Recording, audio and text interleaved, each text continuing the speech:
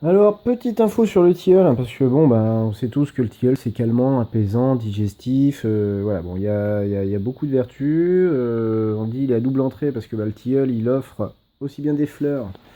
Alors, avec ces fleurs, bah oui, on peut faire des infusions, hein. Sucré avec du miel, bah, c'est parfait pour calmer, pour le soir, pour apaiser, pour s'endormir. Euh, on a aussi, donc, il est aussi comestible, hein, les jeunes feuilles, toutes jeunes feuilles. Les feuilles de printemps sont aussi comestibles, on peut les manger crues comme ça, directement. Voilà, là j'en trouve une. Bon, elle est un petit peu grande, et je la mange. Dans une salade, c'est parfait, ça donne un petit goût supplémentaire. Et, ouais, c'est vraiment sympa. On va manger comme ça. Donc les boutons floraux se mangent aussi. On peut sûrement en faire aussi un peu comme des capres, hein. Si on a plein de bourgeons, qu'on a vraiment beaucoup à différents stades sur une branche, ben, on va récupérer celles qui sont fleuries pour les infusions plutôt, celles qui sont en bouton, on peut les mettre dans une saumure. Ensuite, voilà, les feuilles, ben, du coup, on peut les manger en salade. On va pouvoir aussi les faire cuire, les manger en poêlée quand elles sont un peu plus grandes.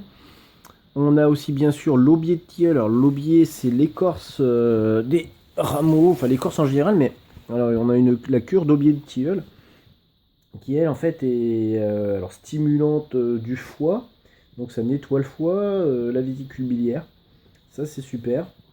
Et, euh, et puis bah, alors je tire ça, hein, d'un livre, hop là, Docteur Yves Donadieu, votre santé au quotidien, et puis de toutes les sources que j'ai pu collecter depuis.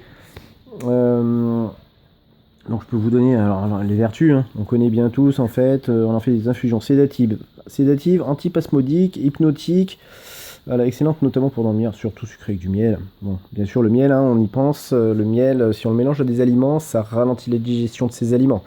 Donc le miel plutôt en tisane, dans de l'eau, voilà, avec des plantes, plutôt qu'un chèvre chaud avec du miel, ou plutôt qu'une pizza au miel.